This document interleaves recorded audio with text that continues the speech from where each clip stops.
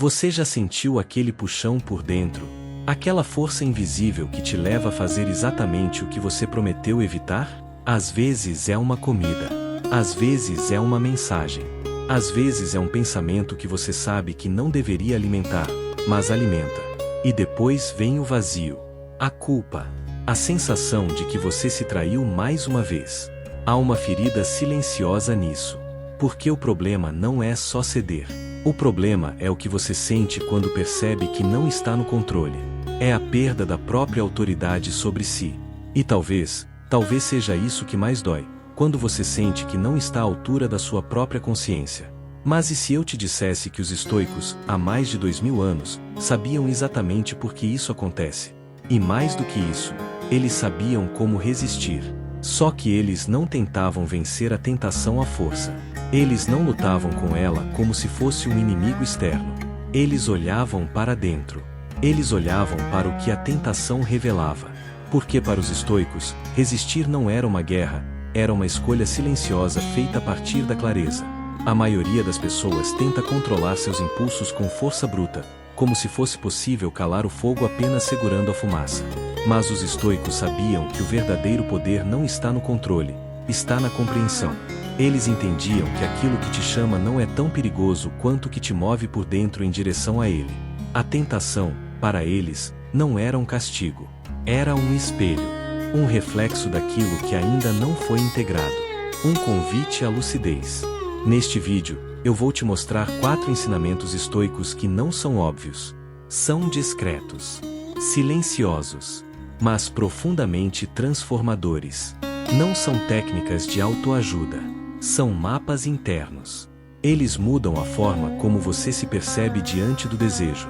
E talvez o mais importante, o último deles revela o erro mais comum e mais disfarçado, que nos mantém prisioneiros dos próprios impulsos. Assista até o fim. Não só porque há algo importante lá, mas porque talvez esse seja o início do seu reencontro com o que há de mais inteiro em você, sua liberdade interior. O que a maioria não entende sobre a tentação, ela não é o inimigo.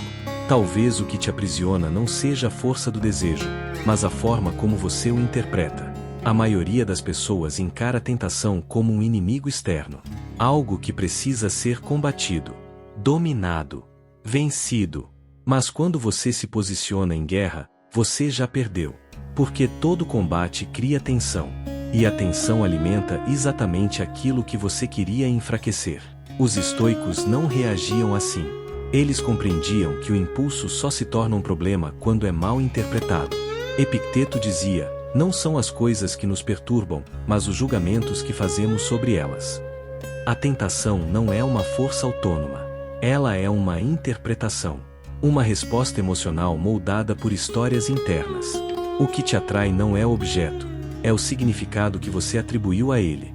Quando você sente vontade de comer algo que prometeu evitar, por exemplo, o problema não está no alimento. Está na narrativa, no valor emocional que você depositou naquele momento. A técnica estoica para esses momentos é simples, mas exige presença. Eles chamavam de suspensão do juízo. Um intervalo entre o estímulo e a resposta. Uma pausa consciente. Um espaço de liberdade. Ao invés de dizer eu quero, diga, isso é só uma sensação. Uma impressão. Algo passageiro. Observe o desejo sem alimentá-lo com palavras. Perceba como ele sobe, como uma onda. E como toda onda, ele também quebra. Passa. Dissolve. Você não precisa resistir com força. Precisa apenas não reforçar. O impulso só cresce quando encontra acolhimento cego. Então, da próxima vez que algo te puxar com força, lembre-se, o desejo é só uma sugestão. Não é uma ordem. Nem um reflexo do que você realmente é. É só uma impressão transitória, que perde poder assim que é vista com clareza. E nessa clareza, mora o seu poder. O teste simples para saber se você está no caminho certo. Nem sempre é fácil saber se uma escolha é nobre, ou apenas conveniente. Às vezes, a mente constrói justificativas tão bem elaboradas que o impulso parece virtude. Mas existe um teste simples, direto e profundo. Um teste estoico. Uma pergunta que rasga as máscaras da autossabotagem. E se eu não cedesse, o que mudaria em mim? Essa pergunta não julga, não acusa, ela apenas revela. Porque dentro dela está a semente de um futuro possível, um futuro mais forte, mais claro, mais livre.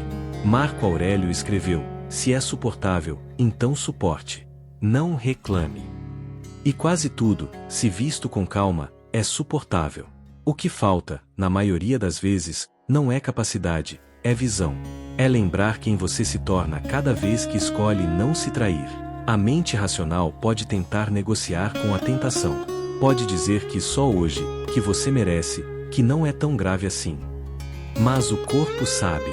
Ele sente quando você está alinhado com sua essência, ou quando está apenas se enganando. Por isso, os estoicos cultivavam o hábito de antecipar as consequências. Visualizavam o depois. O momento silencioso que vem após o ato. Como você se sente 1 hora depois de ceder? E 1 hora depois de resistir? É nesse contraste que mora a resposta.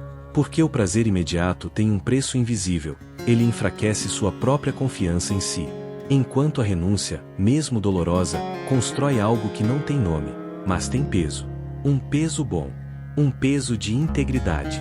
Antes de qualquer ação, pare. Sinta. Pergunte: eu estou no controle, ou isso é só uma reação automática? A resposta não precisa ser perfeita. Só precisa ser honesta. Porque é na honestidade silenciosa do agora que você encontra o norte. E quem tem um norte, não se perde. A chave escondida que pode mudar tudo, coerência emocional. Há uma força silenciosa que molda todas as suas decisões. Não é o medo, nem o desejo. É a identidade. A imagem que você tem de si mesmo age como um filtro invisível. Ela determina o que você aceita, o que você tolera, e o que você simplesmente não permite. Quando essa imagem está fragmentada, qualquer impulso pode parecer irresistível. Mas quando ela é coerente, você se torna firme sem esforço, alinhado sem tensão, inteiro sem conflito. Os estoicos viviam como se estivessem sendo observados o tempo todo, não por outros homens, mas por algo mais profundo, pela própria consciência, pelo que há de mais elevado neles. Como se cada escolha fosse uma oração silenciosa, que revela em quem você está se tornando. Eles não esperavam ocasiões grandiosas para serem virtuosos. Eles sabiam que a virtude se manifesta nos detalhes, no momento em que ninguém está olhando, na resposta que você dá quando só você escuta. A coerência emocional não é perfeição, é integridade. É quando suas escolhas, seus pensamentos e seus valores caminham juntos. Quando o que você deseja e o que você faz deixam de brigar entre si. E isso não vem de promessas ou metas. Vem de uma decisão interna. De assumir, de verdade, quem você quer ser. Crie um código. Um compromisso silencioso com a sua própria alma. Algo que não precise ser dito. Só sentido. Algo que te lembre, a cada tentação, que você é maior do que aquilo que te chama.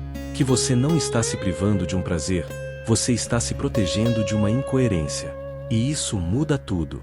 Quando o desejo aparecer, e ele vai aparecer, pergunte-se com calma: isso condiz com quem eu quero ser? Não com quem você foi ontem, mas com quem você está construindo. Porque toda decisão, por menor que pareça, molda o seu caráter. E o seu caráter, quando bem cuidado, se transforma na sua maior liberdade. A tentação não é sua inimiga. Ela não veio para te destruir. Ela veio para te mostrar. Mostrar onde ainda existe um espaço aberto. Mostrar onde a sua força ainda está adormecida. Mostrar o ponto exato onde você precisa crescer. Porque toda tentação é, na verdade, um convite. Um convite para você se conhecer além dos impulsos. Para você se encontrar além da reação. Para você se tornar maior do que a necessidade de vencer o agora. O impulso não é só impulso. Ele é uma mensagem. Uma linguagem silenciosa do inconsciente. Um reflexo das dores não acolhidas, das emoções não digeridas, das vontades que não foram examinadas. E é nesse espaço entre o impulso e a resposta que nasce a liberdade. Não a liberdade ilusória de fazer o que quiser, mas a liberdade verdadeira de não ser escravo de nada. Quando você suspende o juízo, quando permanece no desconforto, quando antevê as consequências e se alinha com sua identidade mais elevada, algo muda. Não por fora, mas por dentro. Um tipo de silêncio se instala. Um silêncio forte. Um silêncio que diz: eu me pertenço. E essa sensação, essa dignidade interna, é o que os antigos chamavam de virtude. A virtude de ser inteiro. Então olhe com outros olhos para o que antes te puxava. Sinta o convite oculto por trás do desejo. Há uma parte sua que já sabe, que já compreendeu, que já escolheu o caminho mais profundo, o caminho da clareza, o caminho do autodomínio, o caminho da liberdade interior. E agora, com tudo isso em você, uma pergunta precisa ser feita. Qual dessas 4 verdades você vai transformar em prática? Qual delas vai te acompanhar quando o próximo impulso surgir? Compartilhe sua resposta. Não como quem explica, mas como quem se compromete. E se essa jornada tocou algo em você, continue. Há mais. Há sempre mais. Porque o estoicismo não é um fim. É um início. O início de uma vida onde você não apenas reage, mas escolhe. Onde você não apenas sobrevive, mas vive com propósito.